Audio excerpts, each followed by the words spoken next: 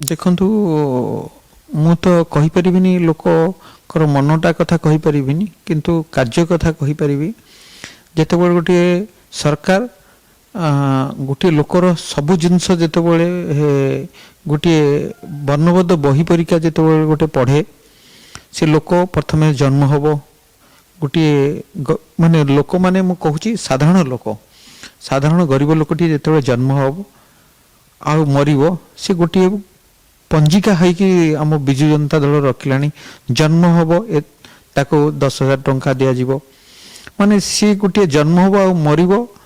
ଏଇ ଯେଉଁ ତା ଭିତରେ ସେ କେମିତି ଗୋଟିଏ ସମାଜରେ କାନ୍ଧକୁ କାନ୍ଧ ମିଳେଇ କେମିତି ଚାଲିବ, ଗୋଟେ ତାକୁ ସେ ନିଜକୁ ଫିଲ୍ କରିବନି ଯେ ସେ ହେଉଛି ଗରିବ ଲୋକ, ସେ ପଇସା ପାଉନି, ପଇସା ନାହିଁ ତା ପାଖରେ।